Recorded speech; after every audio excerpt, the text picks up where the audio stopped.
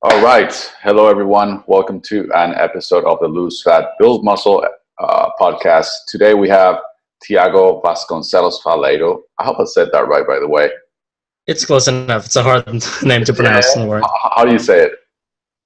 Well, Tiago Vasconcelos Faleiro. Oh, shit. Okay. It's true. Don't worry. Tiago Vasconcelos Faleiro. All right. It's close enough. All right, so Tiago works at Renaissance Periodization, which is one of the top companies when it comes to nutrition and training, if not the top company in the world. You're based in Lisbon, Portugal, right? That's where I used to live. I've recently moved to Italy, and that's where I spend most of the time there. But I'm originally from Lisbon. Okay, where are you from originally? Well, Lisbon. And then just recently. Okay, cool, man. So Tiago works at Renaissance Periodization. You coach people online. I know that you help them reach their training and nutrition goals. I know that you've helped hundreds of people get in shape, get jacked, and get sexier overall. I know that you call yourself a fitness nerd and that all of your methods are evidence-based. Did I miss anything? No, that's pretty good. Cool. So let's just start by if you can just give us a quick explanation of what evidence-based mean, because I know, like, when I first started reading about nutrition, I had no idea what that meant. Well, on the more colloquial usage of the word, it just means taking scientific evidence into account. So you're not just speculating, or you're just not basing on tradition of what has been done in the past. So you try to look at what scientific experiments have shown, and you try to align your practice along with that. Although the term usually comes from evidence-based medicine, which is an approach to medicine, which was try to get a more scientific approach that didn't rely on the physician's speculations and what everyone else has done in the past. So it was like a paradigm shift in medicine to try to make sure that the service was the best it can possibly be with our current knowledge. And then kind of the fitness community kind of have the same problem, because there's a lot of bro science from tradition and stuff like that. And they try to adapt it, and it's pretty much the same. Although that module not only takes evidence, but something that is often forgot into the fitness community nowadays, that the evidence needs to be aligned with the client's goals and preferences. And that also needs to be aligned with the expertise and experience of the practitioner or coach, because research has to be interpreted and there's a context behind it. And so if you look at evidence in isolation, it's hard to bring that to practice. And so it needs to be balanced with everything else. Yeah, man. And yeah, now that you say that, I've tried to do some research, like looking at the paper, and it gets really hard to interpret them. So it really comes down to the expression of the practitioner, as you say. So yeah, why don't you tell me a little bit about the work that you do at RP? I know that you manage forums and answer questions. I know that you and I have interacted a lot in the past. So tell me a little, and I also read a bunch of your articles. But if you can tell me a little bit more about the work you do, that'll be awesome. Okay, I'd say my main job at RP is managing a private forum we have, which is called RP Plus, and it's a private and paid membership.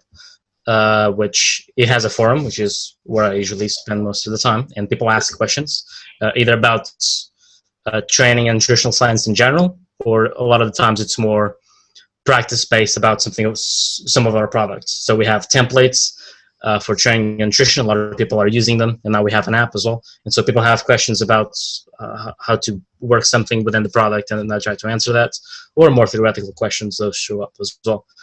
And we have the forum, and then we have also educational videos by many of our coaches, Mike Risdell, which most people know, but also James Houghton, Jen Case, and a bunch of really smart people. And it's the full courses, like university courses, basically, and people can just learn.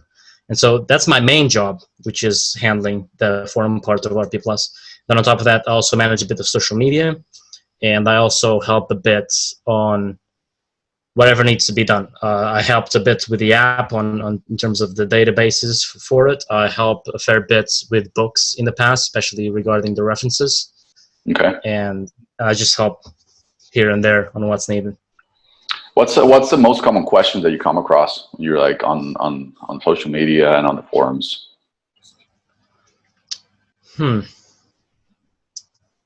Most common question. I'm not sure if it's the most common, but a pretty damn common one is, why am I not losing weight? Okay. So a lot of times people freak out when the scale doesn't go down, and they start to speculate a bunch. And I think that's a very common question, because it gets very emotional. Like, people are putting a lot of efforts and a lot of time, and if people have bought products, like for example an RP table or something like that, it's obviously very frustrating. So I'd say that's a pretty common question. And then the rest is just pretty basic questions about how to structure the nutrition. So how much protein should I be eating? How many calories should I be eating? Stuff like that. And what would you say to those people that are like dieting, they're putting all this effort, and the scale's not moving? Because honestly, that happens to everyone. That happens to me. And even though I know that other things can be improving, it still hits me psychologically a little bit. Yeah, that's totally normal. It's actually funny, because I actually just wrote an article about that a few days ago, which is going to be published soon. Oh, nice. So I'm going to try to recall the article from my head. But I would say the most common, by a very large margin, like 99%, is people just miss track. Like, you think you're eating 2,000 calories a day, but you're not. And mistracking is very, very common. It happens to everyone. In the article, I referenced a study where people are tracking their intake, and then the scientists or the team of researchers actually calculated how much they were eating compared to how much they were reporting. And I think, if I remember correctly, the average discrepancy between the two was 400 calories. Wow. And then on top of that, they also had a group of dietitians, which supposedly know more about nutrition than anyone else on the planet, at least compared to the normal population. And even then, they overestimated their caloric intake by around 2,000 calories. Wow. And so that's very, very common. And so if you're not losing weight, the biggest thing to look at is what you're tracking. Like, track everything to the gram. A lot of people eyeball. A lot of people use cups. Volume measurements are decent enough if you have experience. But if you're just starting, measure by the gram, don't measure by volume, and track absolutely everything. A lot of people eat snacks that they forgot to log. Like, this is so common that even happens to me. I've been dieting for a long time. I've gotten lean very many times, and it just happens. Like, I assume certain macros, and then I look it up later, and it's wrong. Sometimes I forget to log snacks. Just so many things can happen. And so if you're not losing weight, that's almost certainly the culprit. Then on top of that, there's a few other things. You can be losing fat, but just not losing weight because of water fluctuations. So you need to take daily average, or at least several readings throughout the week, and average all them out and compare week to week. What's the minimum weigh-ins that you recommend? At least 2. Okay. It also depends how fast you're going. So, like, if you aim to lose 2 pounds a week, you can weigh in less frequently, because you have a larger margin, basically. But if you're trying to lose very slowly, and if you weigh 2 times a week, like, the fluctuations that you might get on any of those days, they just give you an incomplete picture, basically. And it's hard to get any conclusions. But I would recommend, at least for most people, 3 to 4 times a week. Okay. But all my clients weigh themselves every day, because I think that's just a good habit.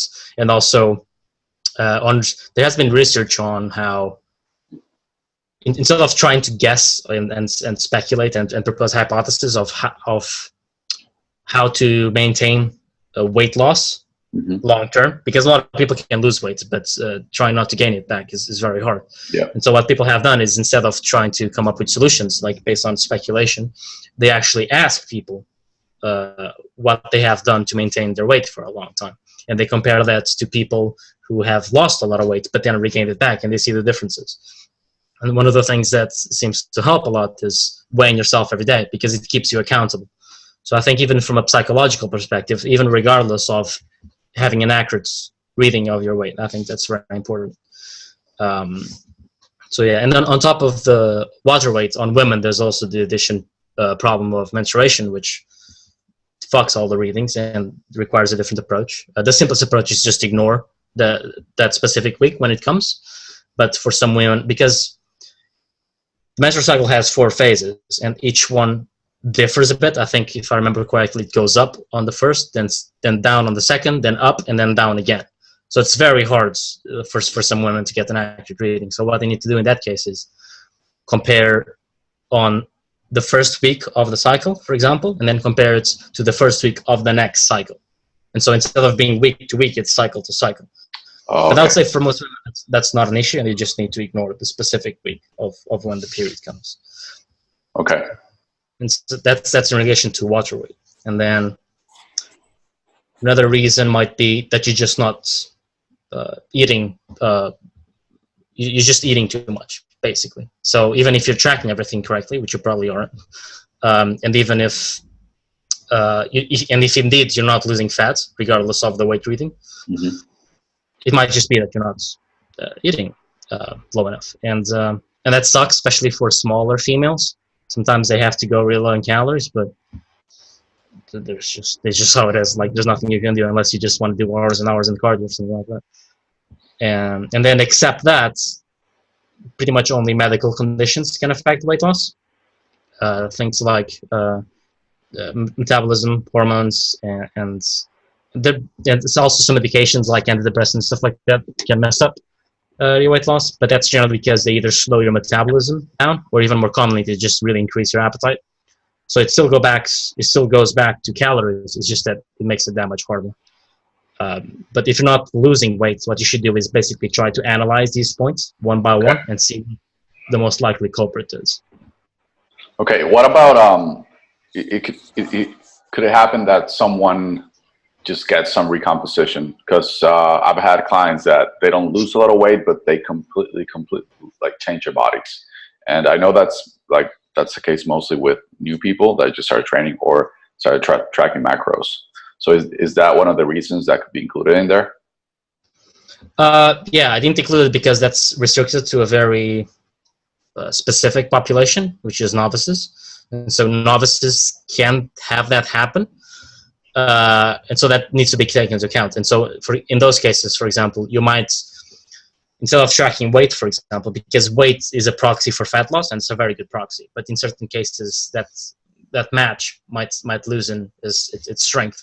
So you might choose either another method completely, or you can try to have several methods and to try having a more complete picture. So instead of having, for example, only weight, you might have weight and waist measurements, for example. And so if you're losing fat, it will show up there. And in addition, you can have body fat calculations with calipers and stuff like that, although that's not terribly accurate. And then on top of that, the most simplest is just taking pictures. Like if you, even if you're not losing weight, but if you're losing fat and you take pictures every 2 to 3 weeks, you'll probably notice a difference. But I don't like to rely too much on that. I still like to use the scale, because recomping, unless in special cases, even in novices, recomping is never it's never so potent that it's generally loses fat loss completely, because you gain muscle very slowly compared to the amount of fat you're losing. So what happens is, even when people are recomping, if they're in a caloric deficit, generally, most of the case, not always, the weight is still trending down. It's just that it's not trending as much as you expected, because it's balanced off by a slight increase in muscle mass. But it's never like a perfect correlation where you see like the complete compensation of one and the other. So that can happen, but in specific populations, and I wouldn't put too much faith on that if there's no weight loss whatsoever over a long period of time, like months, let's say. Okay. And for those that don't know, recomping means that you lose fat and gain muscle at the same time. And actually, I want to dive a little bit into that, because at least that's one of the most common questions I get when I'm bringing on a new client. He's like, Julian, like, what's your goal? Look, I want to lose fat and build muscle at the same time. So why don't you talk a little bit about that and explain why that's not a good idea? So losing muscle and building fat at the same time. That's kind of like the holy grail of everyone basically starting. In some cases, it might not be the worst idea. It kind of depends on their goals, honestly. Like if they just want to get fitter, I think that's an okay approach in the beginning. But if people want to if people have this approach of I want to maximize what I'm doing. Like I'm spending let's say 6 or 7 weekly hours in the gym, and I want to get the best results as possible, then recomping is not the best option, because if you do either bulking or cutting individually, that will be way better. But if it's just if you get a mom in their 40s and she just, oh, I just want to get a bit fitter, just trim a bit of fat, be a bit more toned. Like they can recomp for the initial 3 months, let's say, something like that. Like it's not a big deal. But outside of beginners and outside of people who don't necessarily want the max results possible, recomping is not the best idea. You'd be better off either do a full cut first or gain some muscle first and then cut the fat to a decent level. Yeah, and many people are not aware of like how like calories work and what are the strategies behind each of this, behind bulking or behind cutting. And I don't know if you could tell us a little bit about like how do you like what strategy you use when you want a client to bulk up or a client to cut down? Well, it's gaining weight and losing weight is basically about calories. So what you need to do is if you want to gain weight, you need to be in a caloric surplus. So it means that you need to have more energy than your body needs, and so that has a surplus of energy. And then if you're doing weight training, then some of that will go to muscle. And so you can calculate that. Like you first want to calculate roughly your maintenance calories, which might be, I would say, about 15 calories per body weight, something like that for most people. But obviously it varies depending on your metabolism and your activity. Let's say between 11 and 18, something like that. And then that gives you a rough estimation of your maintenance calories, which is the amount of need to maintain your body weight for a base. And that won't be accurate. Those estimations are never accurate. And in fact, that's why I like a lot of times to use this approach of calories per body weight, because it's very simple and there's more complex approaches. But because there's always a degree of inaccuracy, people get too caught up in having the perfect number. And the perfect number doesn't exist. You have to test it out. So you assume a certain amount and then you eat that and you see how your scale moves. Regardless of the equation, if you're losing weight, then that's a caloric deficit. There's just no way around. And the opposite holds as well. And then basically the add foods or reduced foods based on your goal, if you want to gain weight or lose fat. And also you adjust the amounts based on how fast you want to go. So for example, in weight loss, you can go pretty fast if you're willing to go in calories and starve yourself a bit. Although for muscle gain, that doesn't work as well because you'll just get fat. Yeah. So I would say for muscle gain, you would add, for example, after you determine how many calories your maintenance is, you can add, let's say, about 300 calories. That's a pretty good guideline. Okay. And for weight loss, 500 is probably the most common, and that works pretty well. And if you want to go faster, you can go up to 1,000 with some caveats. But that's roughly how you do it, how you structure the basic caloric intake for either goal. Okay, cool. So that basically means that calories is the most important thing that you need to control when you want to alter your body weight. Yeah, basically, there's nothing else that will affect it. I mean, there's ways of optimizing your goals beyond calories, but the change of the weight itself is just calories. Like a lot of people like to think of special macronutrient ratios, special hormonal profiles, but 99% of that is bullshit. It's just calories, and there's no way around it. Yeah, and one thing I like to tell people is that it's just people fall in love with like a type of diet, the keto diet, intermittent fasting. You think they have like magical things that happen when they do those diets, but in reality, it's just that the restrictions are for putting them in a caloric deficit, and that's why they're losing weight. Yeah, absolutely. It's not only the restrictive part, because there's a restriction element to it by, for example, you're eliminating a food group. But on top of the restriction, the problem is those diets work because they allow you to put yourself in a caloric deficit. And so they'll work for a while. But the problem is because you're using an indirect variable to get to your goal. So for example, if you cut out carbs, you'll cut off calories. Mm-hmm. But because you think that the carbs are doing the work and not the calories, even if you take sustainability out of the way, let's say that they absolutely love doing low carbs and don't mind to do it for the rest of life. The problem is, let's say that your weight loss stalls and you think carbs are the problem. What are you going to do now? You're going to lower your carbs, but eventually you'll be doing keto. And then what do you do? And then also, if you think that low carbs is the problem, let's say, and you're getting hungry, you can just bump up your fat intake. And that doesn't matter because what's making lose fat is the low carbs. And so people start eating bacon and coconut oil and butter and an extremely high fat diet. And then they don't lose weight. And they're like, what's going on? And that's because they think it's the carbs, or you can substitute carbs by whatever food group or macronutrients some fat diet tries to eliminate. And so even outside of sustainability, it just hurts you because you just have an inaccurate model of how weight loss works, and then you don't know how to work around plateaus.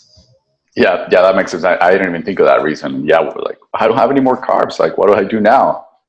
Yeah, that also happens a lot on people that don't think calories don't matter and whatever, and they just try to eat whole foods and eat clean. It's like, okay, I eliminated all processed food, and I lost a bit of weight, of course, because I'm not eating so many calories because of, well, I'm eating chicken breast instead of hamburgers and stuff like that.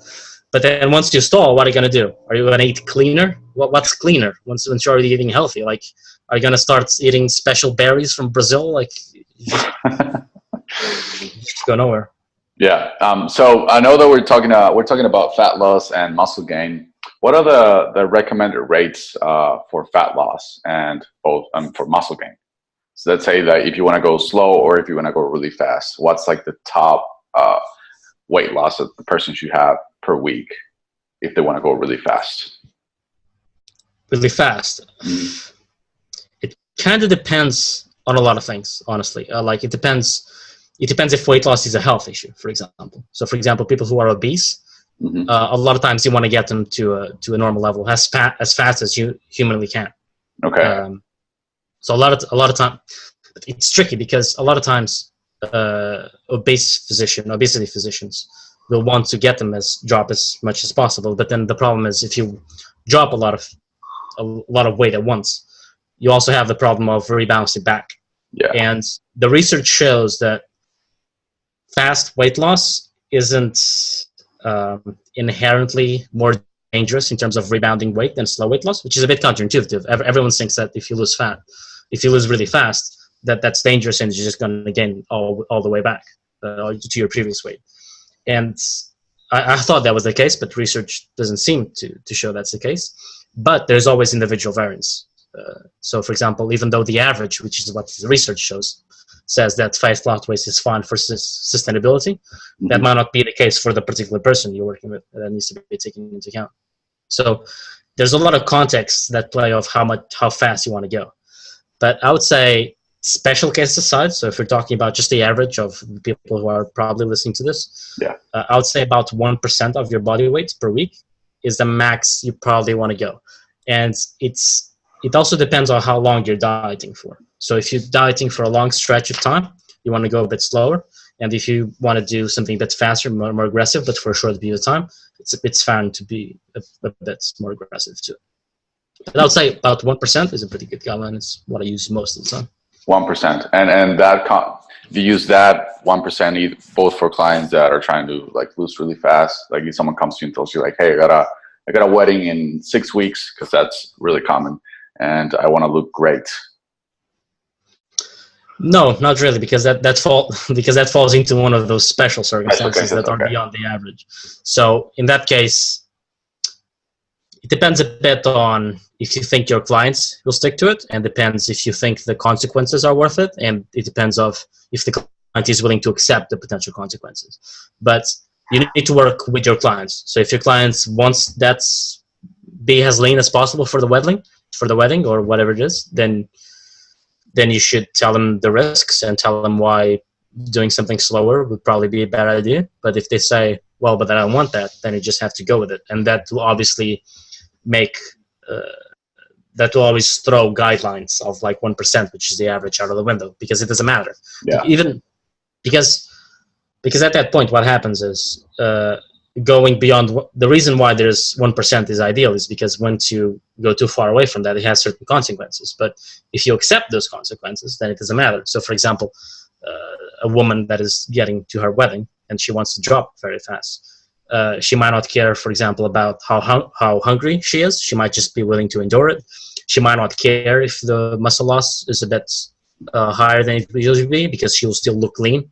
Like if she's untrained to begin with, like it's not going to be a huge deal, and she won't care.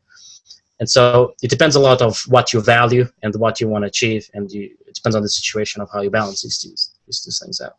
And what are those consequences you're talking about when it comes to like really, really rapid fat loss? I know that you mentioned hunger and losing more muscle than if you lose 1% per week. Is there anything else that happens? That's pretty much the biggest two. Like a lot of people think it's unhealthy Again, I've touched on sustainability in the past, which may apply to some individuals, but generally that doesn't seem to be the case, at least for people who have a lot to lose, which is generally how people go faster to begin with.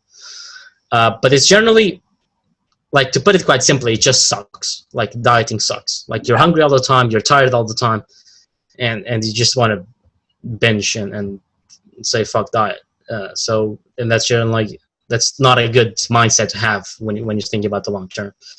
So it's doable. It's just that it sucks a lot, and for more performance-oriented people, there's also some research showing that the muscle loss is also greater.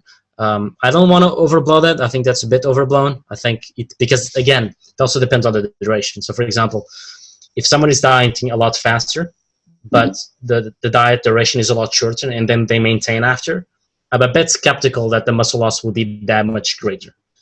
Because I think a lot of people, what happens is if you diet for a long time and you diet aggressively, then that's a really bad idea. But if you try to compensate one with the other, I think that's pretty okay most of the time. So pretty much people can like diet aggressively for a short period of time. What's a recommended period of time? I know that the mini cut guy recommends something like 4 to 6 weeks. Yeah, I would say that's a pretty good guide. Is your audience more like general fitness or more like performance oriented? No, general fitness. Okay, cool. So yeah, I would say that's a pretty good guide. 4 to 6 weeks if it's short, and if it's long, I would say about 10 to 14, let's say. And I wouldn't. The thing that I don't like about these guidelines is that people get too caught up with it, and they try to make huge plans in advance, like they structure their diets all in advance, and that doesn't make them flexible enough to adjust it when they need to. So, for example, if you plan to diet for 10 weeks, but you have a really stressful period in your life for whatever reason, like you don't have to keep grinding through it just because you decided beforehand that was to be the case. Like you can go on maintenance and then you diet some other time. Like there isn't a big rush. So it's adaptable, and you can pick whatever you want as long as you're making progress towards your goal. But I would say 4 to 6 weeks for short term, pretty good, and about 12 weeks for longer term. Okay, all right. So in your experience, what's the most common reason why people fall off the wagon when they're following a nutrition plan?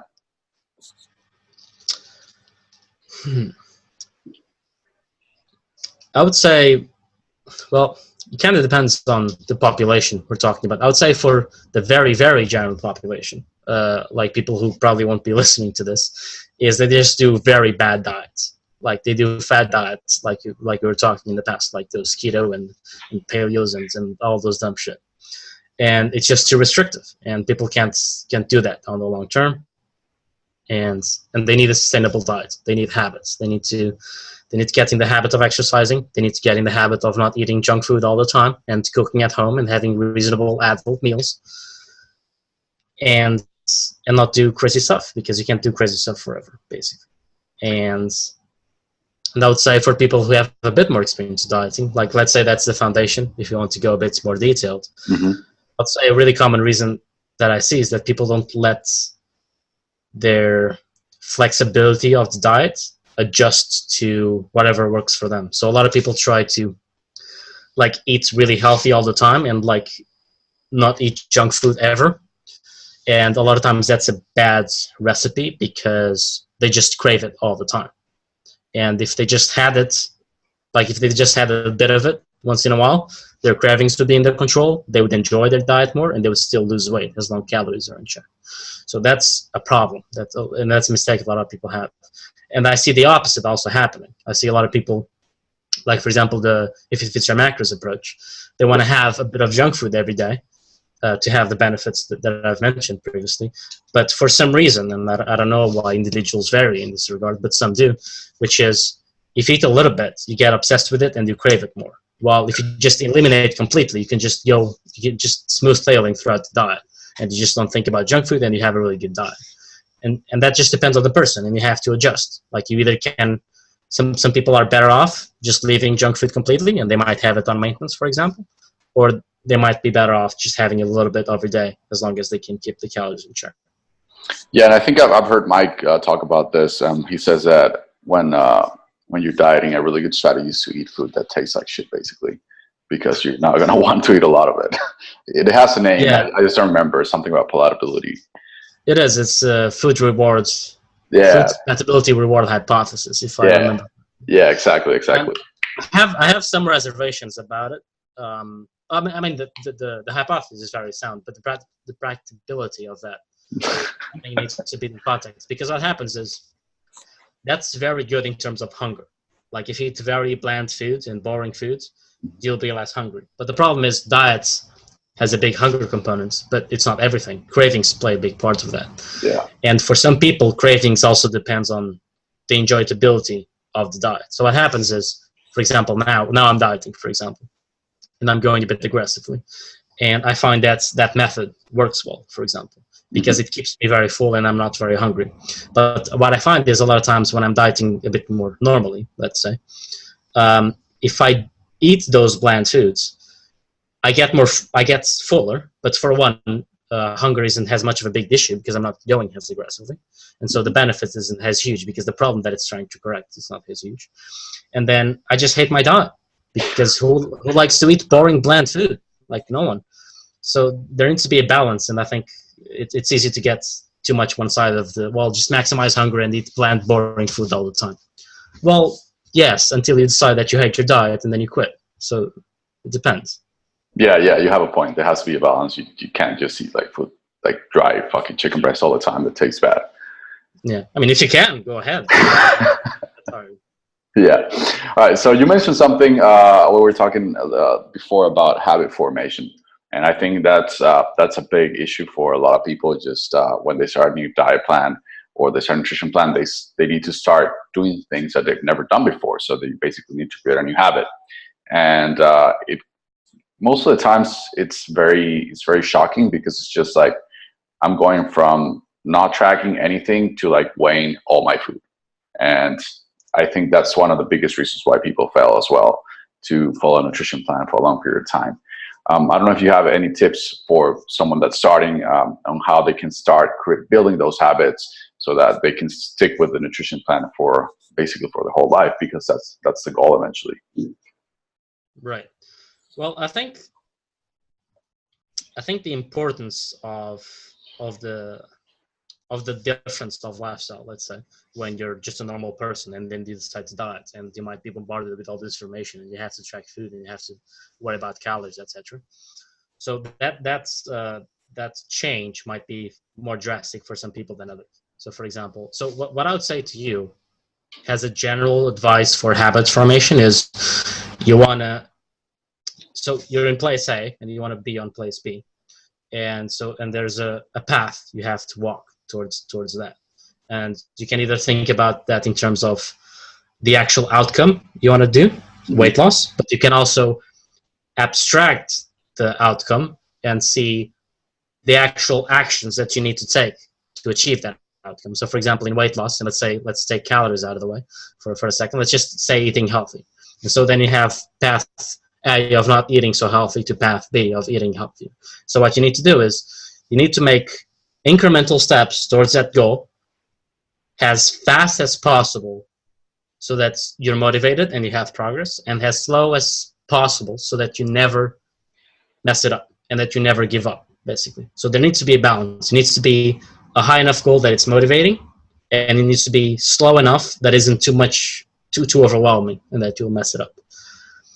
And that depends on the individual. So for example, when I prescribe a diet for someone, I might get them in full diet mode, counting calories and counting macros, because I think they might handle it and I think they'll be fine. And then with other people, I can just tell that will be overwhelming and a disaster. So in that case, I try to break it down into simpler things. So for example, if you want someone to track macros, let's say, you first have them track protein only. And before that, you might only track calories. And before that, you might track calories, but not weighing it, by just eyeballing it, even though they'll be absolutely horrible at it. And before that, you might even focus on, let's say, eliminating eating out, for example, let's say, because that's quite easy to do. And you basically scale it up in terms of effort and change that you need to do.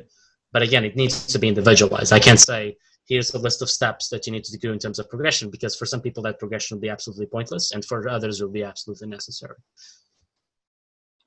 Yeah, that makes a lot of sense. It's very individual, depends on where everyone is at the time. But I think that advice also applies for mostly everyone, just taking little incremental steps until you reach your goal. So I have a quick question about training, because this is something I get all the time too. What type of training do you recommend to people that are, when it comes to like improving your body composition, to people that are trying to lose fat or gain muscle? So people, I think a good mindset for people that want to look better, that is a bit counterintuitive, is that they need to think like a bodybuilder. And because if you want to look better, it means that you want to lose as much fat as possible, which is mostly on the nutrition realm. And then on top of that, you want to get as big as possible, and that's the bodybuilding realm.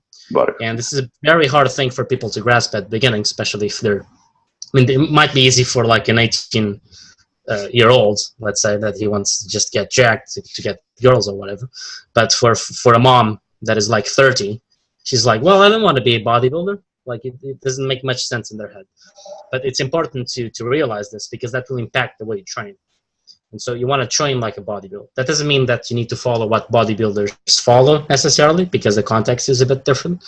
Their training age is different, and a bunch of other variables that make the training difference. But basically, people need to get in their heads that the goal is to maximize muscle if you want to look better. And if you have that mindset, a lot of times you'll avoid a lot of pitfalls of dumb training programs that people do with like a lot of jumping, plyometric stuff, or just endless cardio and stuff like that. Because if you get into people's heads that the goal is hypertrophy and you want to get as big as possible, a lot of the time they will intuitively know that running for 2 hours is probably not going to be in line with that goal. And so you want to train like a bodybuilder, you want to maximize muscle, and that means training decently heavy, but it doesn't have to be super heavy. It's not powerlifting. And it means maximizing the amount of work you do, because volume is quite important for hypertrophy. You don't want to do too much volume to the point where it's counterproductive, where it's too much that you can't recover from it. But you want to be pretty high, like kind of close to the max that you can do, at least some of the time. And so if you want to look better, that's the way to go. And a lot of people try to look for some fancy programs that have a bunch of interesting things, but it doesn't have to be interesting to get your results, and that's pretty much what you need to do. Yeah, you're totally right. And I think it's just the word bodybuilding, people are just associated with like the huge guys on steroids with big guts. But in reality, it's just what people need to look better. So you mentioned a bit about powerlifting, and I have a couple of clients that are powerlifters. And so if they're trying to lose fat, powerlifters, would you recommend them to do a bodybuilding program, like divide their year in different phases, or just continue their strength program and just hit their weight goal? There's kind of two opposing views on that, and it's kind of weird how they aggregate into different populations of professionals, let's say. And there's kind of like the experts and coaches on the powerlifting world, which they generally don't mess around with their training too much regarding nutrition. So if they want one of their athletes to lose fat, a lot of the times they'll just put them on a caloric deficit and the proper diet, but they don't change training much. And then on the other hand, a lot of times more into the bodybuilding realm, let's say, a lot of people recommend doing hypertrophy work while cutting, so even though their main goal is powerlifting. Yeah. And there's a bunch of trade-offs there, because the reasoning about doing higher volume while training, hypertrophy training, even if you're a powerlifter, is that because volume is a driver of muscle hypertrophy, and because you're at the similarly, you can conclude with a pretty good degree of confidence that will also be the best training to prevent muscle loss. Yeah. And so if you're dieting, you want to prevent muscle loss, which means you want to do hypertrophy training, just like if you want to try to gain muscle. That's the rationale. But then the problem, or the thing that the other group would argue is that there's several things. It's just, first, if you're doing hypertrophy training, you're not being specific anymore. Like, you're not, to a large degree, you have stirred away from your main goal, which is to get stronger in the big three. And that has a cost, and it's mostly cost of time, because by the time you finish your hypertrophy phase, your hypothetical self that continued powerlifting is now stronger than you. And so that's the cost associated with it. And then the problem about muscle loss, it also depends of, one, how worried are you about muscle loss? Because you can say that you're gonna get less muscle loss by doing hypertrophy, but how much less? How meaningful will it be? How will that translate to the numbers on the platform? And then compare that to the benefit that you'd get if you weren't doing hypertrophy. So that's the problem of the meaningfulness of the muscle loss.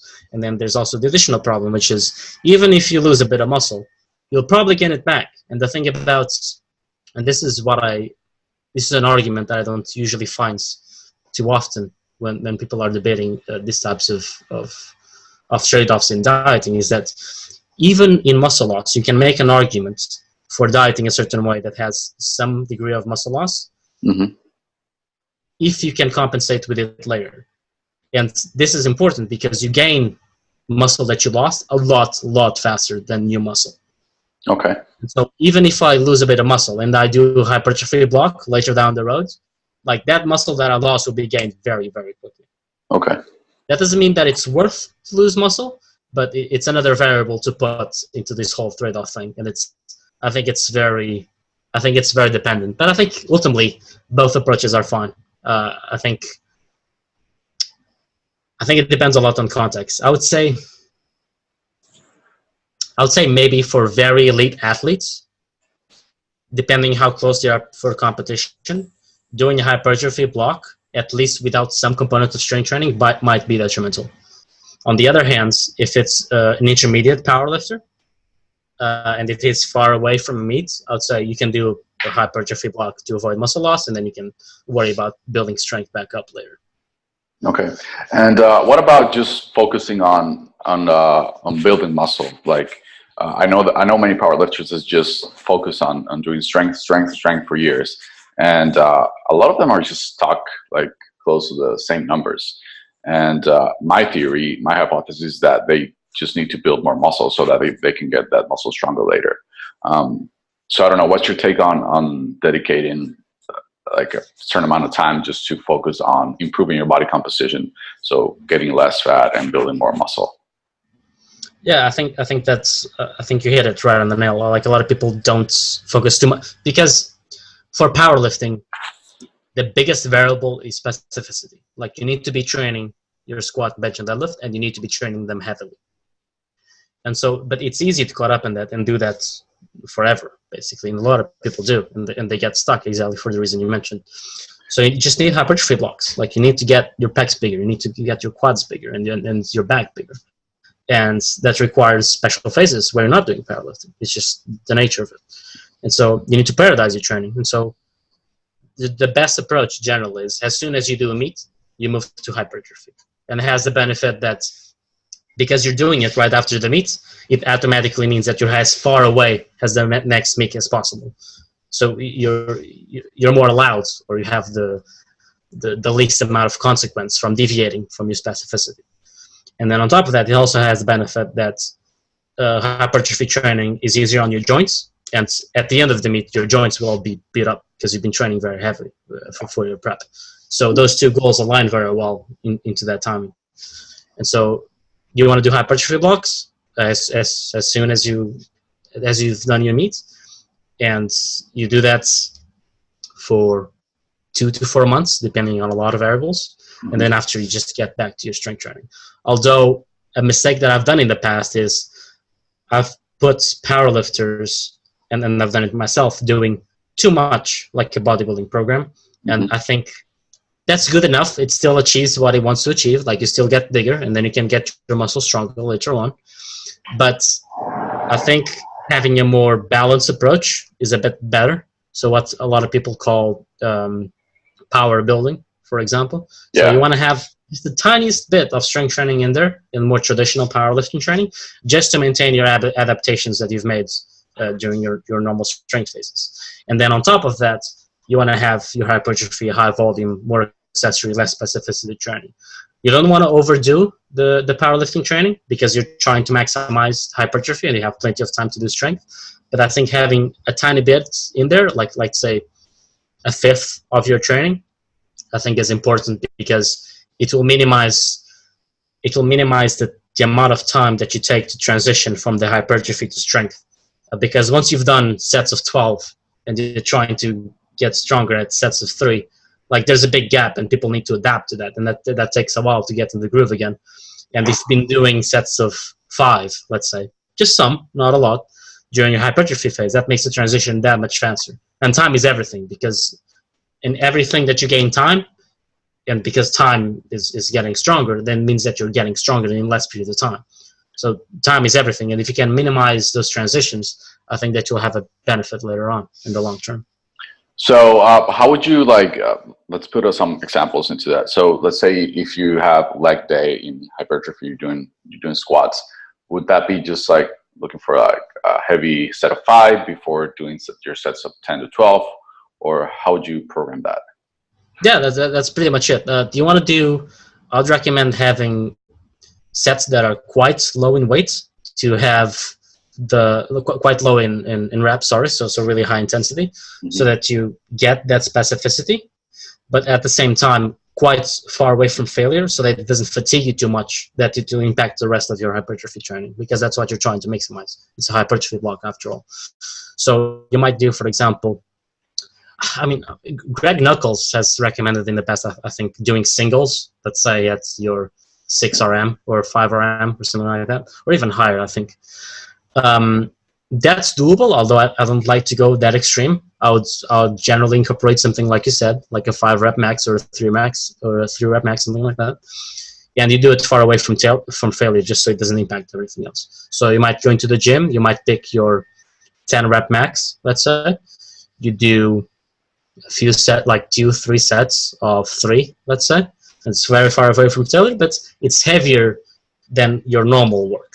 Like, it's not too heavy because it's still a 10 rep max, but the issue is it also depends on how much you're working with on your working sets. So for example, if you're training with your 12, if you're doing reps of 12, that means that you'll have to work generally at least with something you can do for 15 on squats, let's say. Yeah. And the difference between 15 and 10 is quite significant.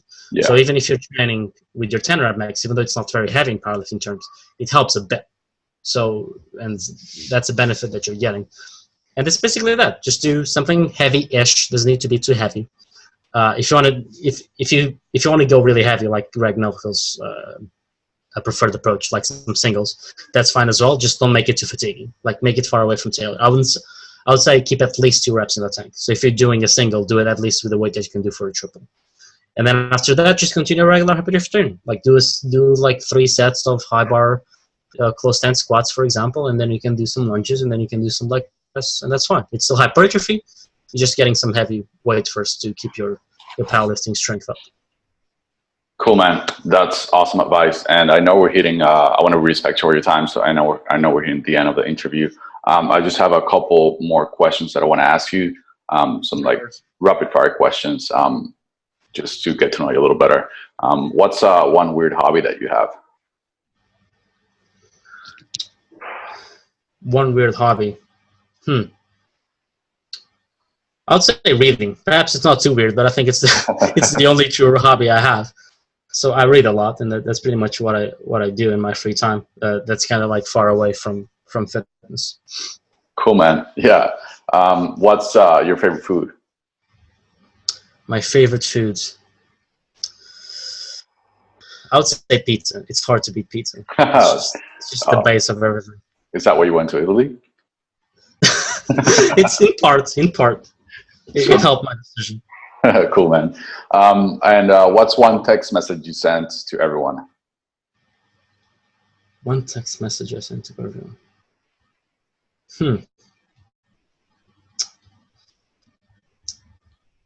The only thing I can think is when I've done some type of work that that I want people to read, which sounds very narcissistic.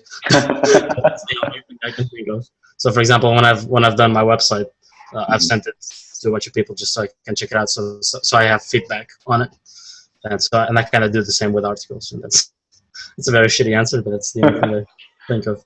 Okay, cool. All right. So, if you'd recommend, what books would you recommend to someone that's like getting into nutrition, fitness, and just wants to learn more and start doing things himself or herself? For nutrition or for training? Just nutrition. Let's do both. Huh. It could be a couple of books, not just one. Right. I'd say Eric Helm's pyramids are very, very good. He has one for training, one for nutrition. Like if someone is new, that's probably going to be my number one recommendation, I would say. They're very easy to read. They have graphs, they have examples, they have programs. It's very, very well written. Besides that, a bit more in depth, I would say the Renaissance Diet 2.0. That goes a bit more in depth and it helps you calculate macronutrients and stuff like that. Although I think Eric's pyramids also do that. But I think the RP one goes a bit more in depth. And so I'd say those are kind of novice, good books to read. If you want something more advanced, I think a really good textbook is, I believe, Nutrition and Metabolism, if I remember correctly. And I think it's like the 8th edition, if I'm remembering right. I haven't seen it in quite a while. Is that the one with the green cover? It might be. I think I remember something with a green cover. Although I don't have the latest edition, so I'm not quite sure where it's at right now. Then for training, well, it has the Eric's pyramid, which has the training component. Then on top of that, Greg has a really couple of books, the Science and Art of Lifting, I think, which he did with Omar Isuf, I think. Yeah. Those are good as well. I like them. RP doesn't have a pure hypertrophy book yet, although we'll be launching it quite soon. But we have a couple overall training, like we have How to Recover from Training, I think, which talks about how to balance out how much the max amount of work you should do to get max progress. And so how to prioritize that through a schedule plan. And then also we have a book called we have one called How Much You Should Train, which is trying to maximize the volume basically, and the volume landmarks that Mike Israel is very famous for. And then we have another one which is How to Recover from Training, which is a bit more general and talks about recovery strategies, because a lot of people buy supplements and they do massagings and fancy stuff to recover from training, and the book kind of like tries to lay the scientific foundations of what recovery actually is. And so those are good books for training. And more in-depth books, like beyond the more novice ones, I can't think of anything from the top of my head to hypertrophy. I'm pretty sure that once the RP book comes out, that will be the best by a long shot. For powerlifting, All About Powerlifting by Tim and Ricks is quite good. Then there's Shaku's new book, which came out, I think, last year, which is very good. It's very in-depth. Shaku? Like especially on biomechanics, it's just the level of detail is insane. And I'll say that's pretty good. That's quite a good list to start with. Cool. I just want to add one to the list because I read it and I think it was awesome. The scientific principles of strength training. Those. Although those are a bit more general training. Like they're kind of weird in a sense because they're not hypertrophy, but they're not quite strength either, because it's more like the foundation of training itself, which kind of applies all over the board. Yeah, totally. But it's a very good book. Yeah, it really helped me with my training a lot, so I think it helped a lot of people. Cool, man. That was awesome. So where can people reach you if they want to find more about you? I know that you launched a new website, so is there any? Yeah. I'll list it in the notes, but where do you want people to reach you if they want to know more about Tiago, or if they want to work? Right. Well, social media wise, the only thing I use really is kind of Facebook, and people can just search me. My name is Tiago Vasconcelos Faleiro, and maybe if you want, that might be best to put in the description, although I think people have a tough time spelling it out. So people can find me on Facebook, although I don't post too much nowadays. And if they're more interested in coaching, they can go to my website, which is tiagofaleiro.com. And that's about it.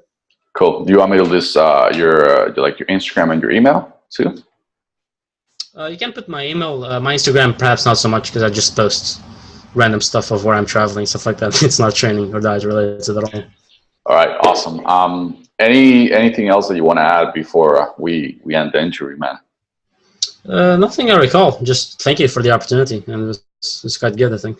Dude, this was really, really awesome. Thank you for taking the time. And as soon as I have the episode, I'll send to you. And yeah, this was awesome, man. Lots of great information. Lots of golden nuggets. So, like, again, I appreciate it. And we need to do this again sometime for sure, because I have like a list of like 35 more questions that I want to ask you.